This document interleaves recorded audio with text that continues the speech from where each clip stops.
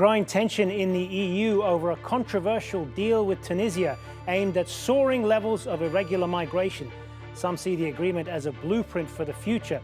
But can the bloc come together over humanitarian and human rights concerns? I'm Hazem Sika, and today's newsmaker is EU migration.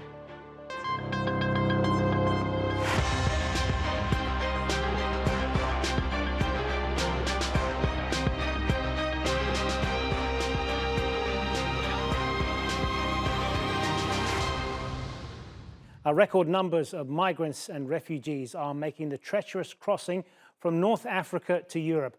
A significant amount of those journeys are launched from the Tunisian port city of Sfax, with Libya now too dangerous even for the criminal gangs running these routes.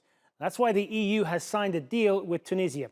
The bloc will pay hundreds of millions of dollars to Tunis to stem irregular crossings while providing a lifeline to its embattled economy.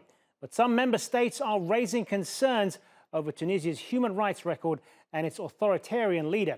And others are asking where this deal leaves people desperate to escape conflict, persecution or poverty. I came here to say to all of you, again, migration is a European challenge and it needs a European answer and solution. It is concrete actions that will bring change on the ground.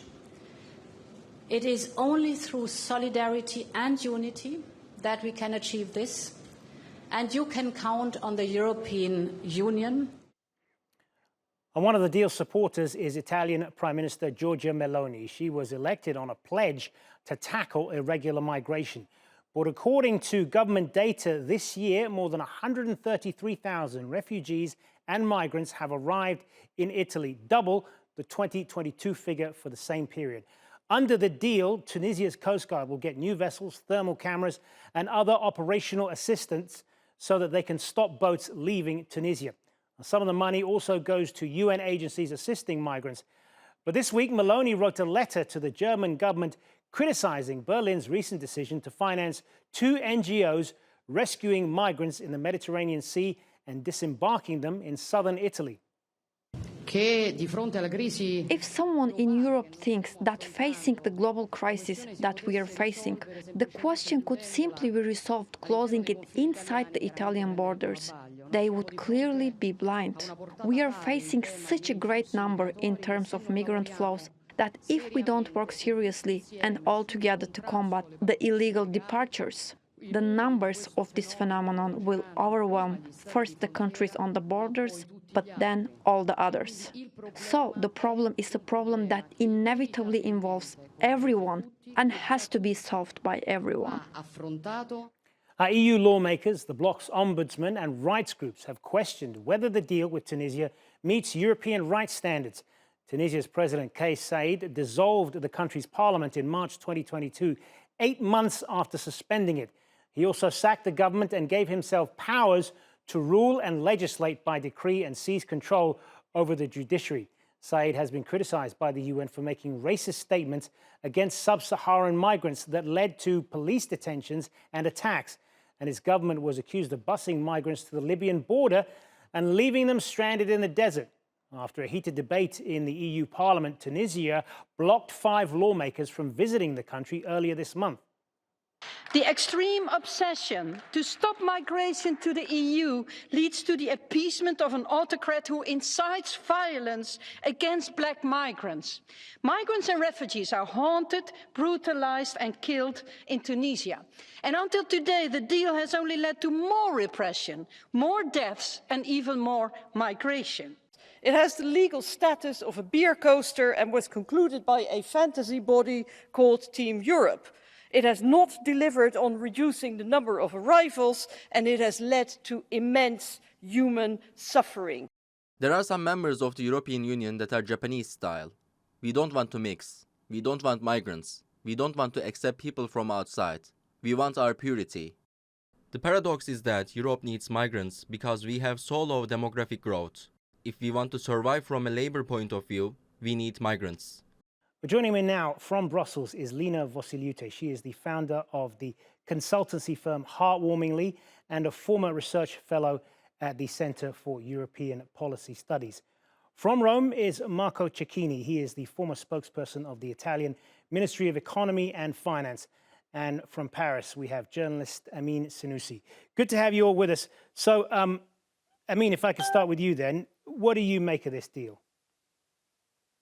Well, thank you for having me. This deal is the continuity of Europe's policy when it comes to migration. Europe is always trying to push further away its borders by giving responsibility to North Africa to handle migration. This deal was built specifically by the Italian far right and by the authoritarian regime in Tunisia, which basically means that it's built on anti-migrant theories. The idea is to prevent migration to Tunisia and from Tunisia, which is something that is quite exceptional when it comes to Tunisia. We never were an anti-migration country. We never tried those heavy policies against migrants, and now we are doing exactly that for Europe and for our own borders. Lina Vosyliute, what's your take on this deal, and will it stem the flow of migrants into Europe, which is what the makers of this deal have said it's designed to do? There have been no solid and sustainable solutions found to the actual core and root reasons for migration and the reasons why the sub-Saharan migrants and refugees are coming into the EU. And I think these solutions were founded in the Global Compact for Migrations and Global Compact for Refugees, which seem kind of be sidelined and just simply replaced by bilateral deals with third countries that are in fact entrenching and empowering the authoritarian regimes that are actually getting EU in their own hands and attempting to gain even more influence over EU and asking for more funding to support this kind of operations. Marco Cecchini, the framers of this deal certainly believe that this is good for Europe and Tunisia, and it will stem the flow of migrants. But its critics have called it immoral, dangerous, and unlawful. What do you make of it? Well, I think that in general terms, immigration is unstoppable in our global world. So we have seen even in the past many initiatives to stop the immigration from, for example, Libya.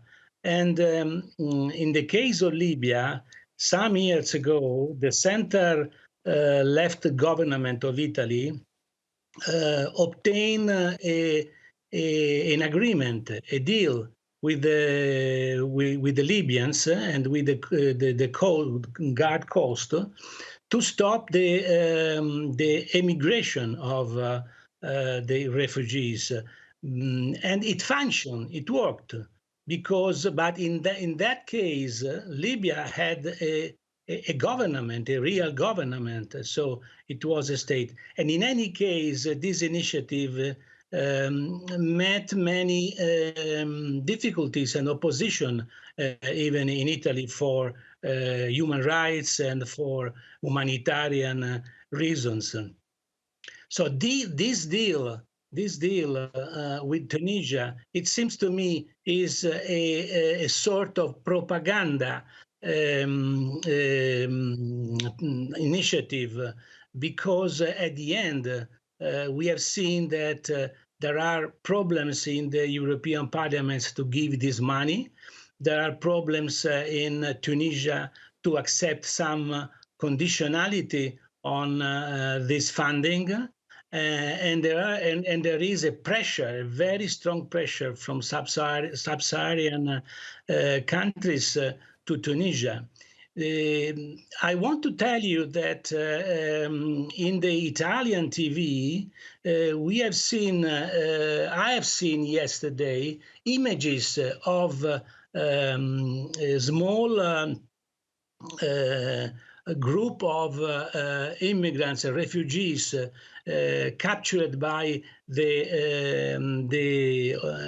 Tunisian authorities to resist and to combat to not be repatriated. And so this situation is explosive, even in the sense that if you can't stay in Tunisia, and if you want to go to Italy, and this is impossible, you can have a revolt.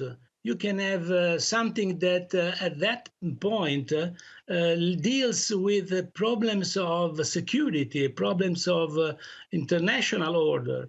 So I think that all these initiatives are very poor in confronting a problem that is unstoppable. The real problem is how to accept, how to manage the immigration. And this is something that has to be made collectively by Europe. This is a real problem that in Europe, every nation wants to solve this problem and face this problem in a single way. But we need a cooperation. This is what I think is necessary to work with. Okay, let's put some of that then to Amine, that the idea that migration in 2023 is an unstoppable force, and it really needs to be managed in some way rather than stopped completely. What do you say to that? Well, it's unstoppable right now, and it will even be more unstoppable in the future. We are basically avoiding this subject from the debate, from every migration debate. It's that we will have millions of climate change related migrations in the upcoming years. So Europe must adapt quickly, and as it was just said, it must be a collective policy. Europe's main struggle is that for a long time, only Italy and Greece were able to were the only place that refugees can ask for asylum. That's when it comes to asylum seekers. When it comes to migrants, only Germany had a strong policy of welcoming migrants. The rest of the EU countries are running away from their responsibilities. That's why Germany stopped its pro-migration policy in the last days. That's why Italy has shifted towards the far right, and that's why Greece is trying to renegotiate with Turkey the migration deal. And basically, what Europe is doing, because of the absence of political power within Europe, within the EU, they are trying to shift the problem away. Give the responsibility to North African dictators. They will handle it. And Kais Saied will be happy to do so, as it's his only way to get foreign funds, as the IMF refused the deal with IMF, and now the IMF is refusing to negotiate a new agreement. Lina Vosyliute, if this agreement doesn't meet the European standards on human rights, as has been widely pointed out, then what is the solution to this? Particularly given, as has been mentioned as well, that all of the political pressures in Europe right now from the populist far right about numbers of irregular migrants coming in and so on. What is the best way that they balance those concerns, but also deal with the human rights issues? I think univocally European Union should deal with the issue of migration in line with its own values, which are fundamental rights, rule of law, and democratic accountability. And while designing this deal, we see that all of those values have been violated. Parliament has not been involved in scrutinizing the deal. Civil society has not been informed. It has been kind of made under the secrecy of closed doors with the Tunisian government. So not even the voters know what has been on the table and what have been actual trade-offs. We hear about energy deal in exchange of migration control, and also in exchange of some aid that has been procured. However, European Ombudsman has also expressed very strong reservations as any kind of deal and agreement made by European Union would need to comply with a very strong fundamental rights impacts assessment. And this has been the issue with EU-Turkey deal. This has been also issue with the trade agreements previously.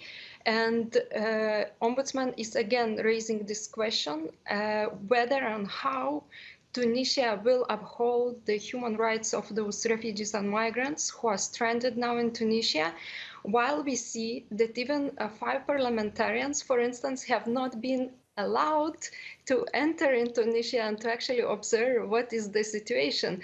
So I think we are on very slim grounds here on how actually EU would have possibilities to assess and even to influence activities or practices taken by Tunisians. And we see the similar kind of lack of EU's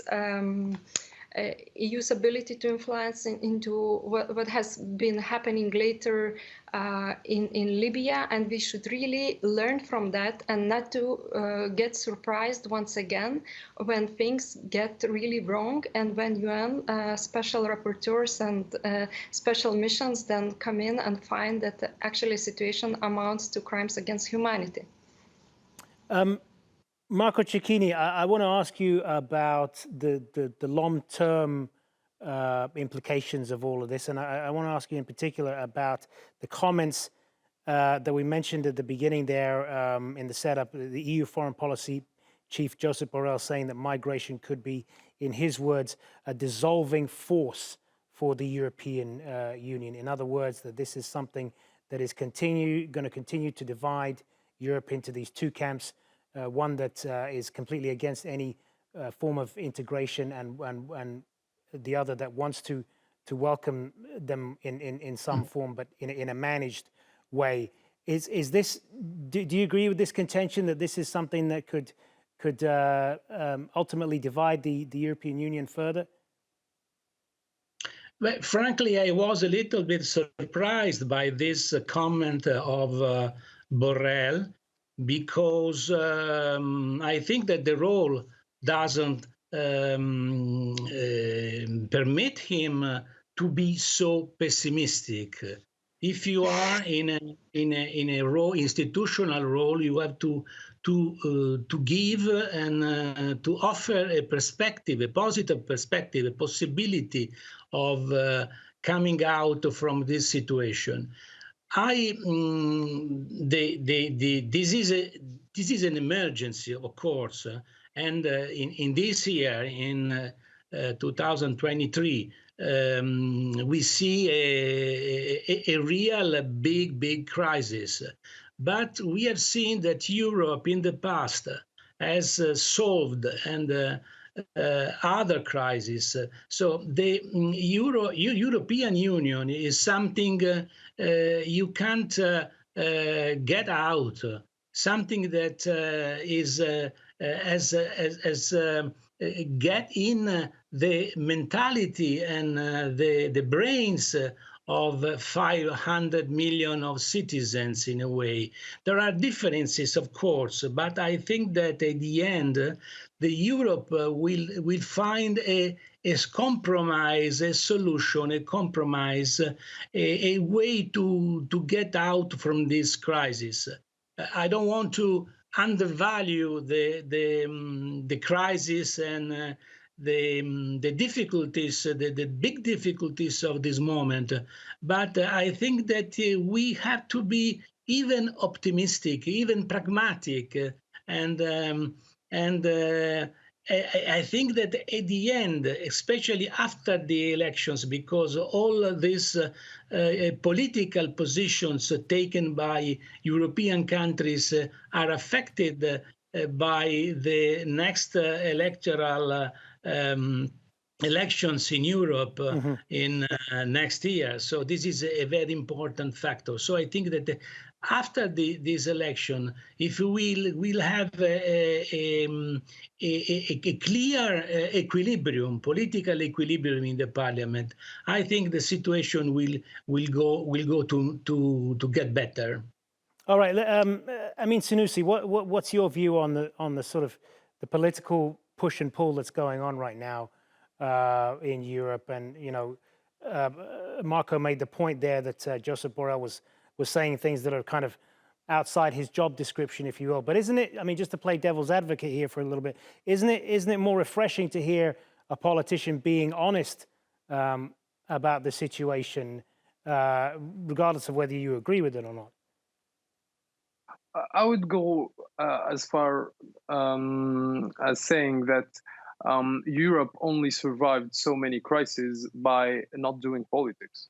Basically, the EU, from an effective point of view, is built on this Schengen agreement and on this economical alliance.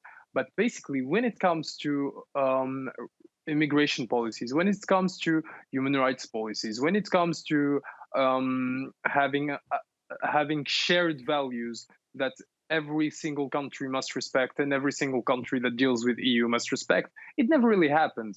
Orban's regime is not respectful of human rights, and it didn't, and the EU had no possibility to do anything about it. And basically, EU survived by accepting that every country in the EU can bend the rules and can go besides European values only when it comes to economy. And the rest of the political image and the rest of every single political issue, any country is doing basically what he wants. Spain is dealing directly with Morocco when it comes to migration. Italy is directly dealing with Tunisia when it comes to migration. Greece is directly dealing with Turkey. So really, it's basically what Joseph Borrell is describing is not something to be afraid of. I don't think the EU will be divided and will end up in a real political crisis, because I think that at the end the EU will do what it had always been doing, giving every country the possibility to do whatever it wants. Lina, what's your take on this? Is it better if each European country just handles this in their own way? Actually, I would kindly disagree with Amine's point. EU has been built on the strong European values, and one of them is rule of law. And we clearly see that those countries, as it has been rightly mentioned, Hungary and Poland, for instance, have been disregarding EU rule of law. However, all EU system is constructed in a way that it presupposes mutual trust. And we need this mutual trust for the courts to function, for the prisoners to be extradited from one country to another.